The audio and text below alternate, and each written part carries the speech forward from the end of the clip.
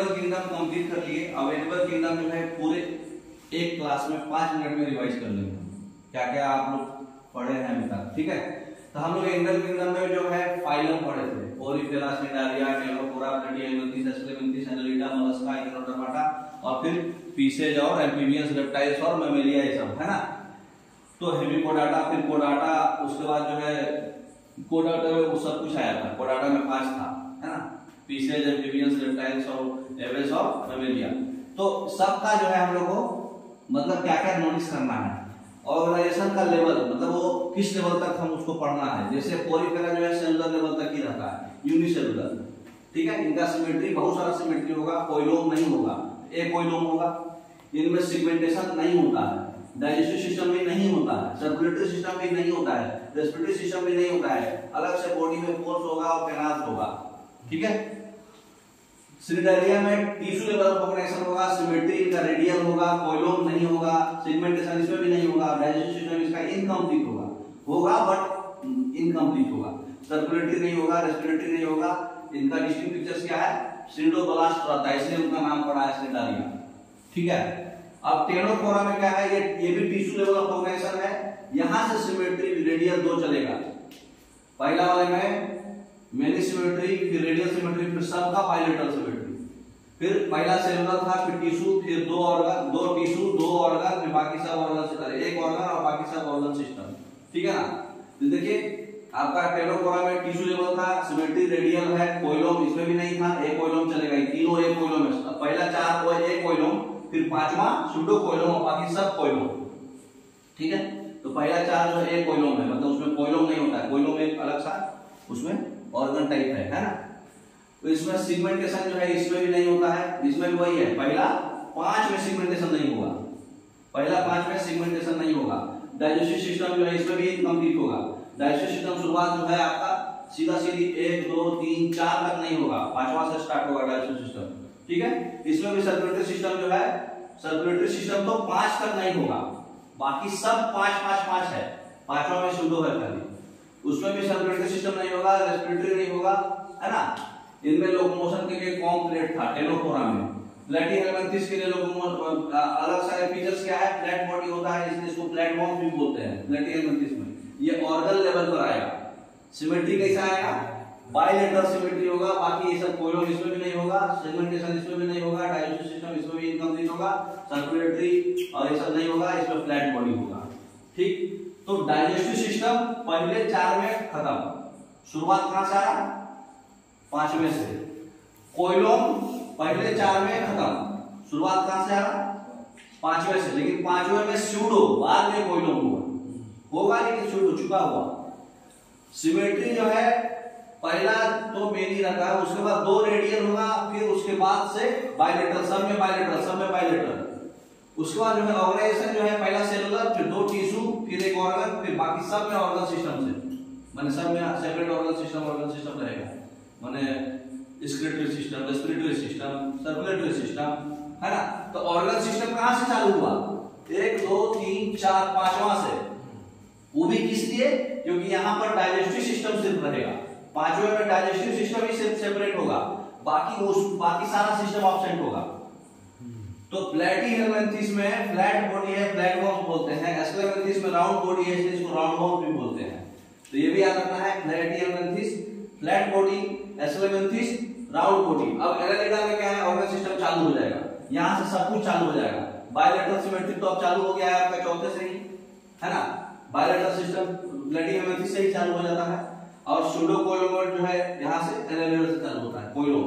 अब यहां से सारा कोइलोम चलेगा, इसमें वो सेगमेंटेशन भी यहां से चलेगा, सेगमेंटेशन भी एनालिडा तक नहीं है, सेगमेंटेशन एनालिडा तक नहीं है, इसके बाद चालू होता है, ठीक है।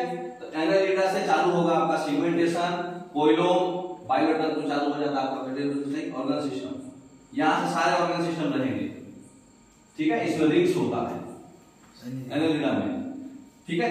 अब यहां से देखो सब में प्रेजेंट होगा, ऑर्थ्रोपोडा में भी बायलेटरल कोइलोम, बायलेटरल कोइलोम, बायलेटरल कोइलोम, खाली इकाइनोडर्माटा में एक रेडियल होगा, याद रखना बस, ठीक है। बाकी सब में वही है, ऑर्गन सिस्टम, बायलेटरल कोइलोम, बायलेटरल कोइलोम। हाँ, डाइजेस्टिव सिस्टम सब में यहां से कंप्लीट चालू हो जाएगा, एनालिडा के एक पहले से ही डाइजेस्टिव सिस्टम चालू हो जाता है, इसलिए क्वेश्चन में ज्यादातर आता है कि डाइजेस्टिव सिस्टम एस्केलेमेंथिस में कंप्लीट होता है कि इनकम्प्लीट होता है, क्योंकि सिस्टम सारा चालू हो रहा है एनालिडा से। देखो एनालिडा से सब में प्रेजेंट है, लेकिन डाइजेस्टिव सिस्टम आपका एस्केलेमेंथिस से ही आ जाता है, बाकी सारा सिस्टम एनालिडा से आ रहा है। तो एस्केलेमेंथिस में डाइजेस्टिव सिस्टम कंप्लीट होता है, ये एग्जाम में बहुत पूछता है। तो एस्केलेमेंथिस में डाइजेस्टिव सिस्टम आएगा, बाकी में नहीं आएगा। एस्केलेमेंथिस में सूडोकोइलम होता है, ये भी एग्जाम में बहुत पूछता है, क्योंकि एक ही कोइलम, बाकी आगे तो सब कोइलम चलेगा। एस्केलेमेंथिस में सूडो रहता है, उससे पहले तो कोइलम होता नहीं, एक कोइलम। तो एस्केलेमेंथिस में सूडोकोइलम होगा, बाकी सब में कोइलम चलेगा। तो स्पेशल कैरेक्टरिस्टिक क्या रखिए आपका, एनालिडा में क्या चलेगा, इसमें रिंग्स रहता है। ऑर्थ्रोपोडा सबसे लार्जेस्ट फाइलम है, जितना भी कीड़ा मकोड़ा पतंगी जो जितना भी है ना, स्पाइडर जो भी है, जितना भी पतंगा आप देखो 8 पे 6 पैर और लेग्स वाला ऑर्थ्रोपोडा में आता है। उसमें है ज्वाइंटेड अपेंडेज होगा, इसका नाम है ऑर्थ्रो मतलब ज्वाइंटेड, पोडा मतलब अपेंडेज। तो एक्सोस्केलेटन इसमें ज्वाइंटेड अपेंडेज होगा, क्यूबिकल्स होगा, ये स्किन से रेस्पिरेशन करते हैं ऑर्थ्रोपोडा वाले, ठीक है। मलस्का भी आपका सब कुछ सेम है, ऑर्गन सिस्टम चालू हो गया है, बायोलॉजिकल सिमेट्री आ गया है, कोइलम आ गया है। मलस्का में खाली एक चीज आपको याद रखना है, सिगमेंटेशन नहीं होता है। सिगमेंटेशन सिर्फ और सिर्फ पूरे फाइलम में 3 ही होता है, सिर्फ 3। कहां?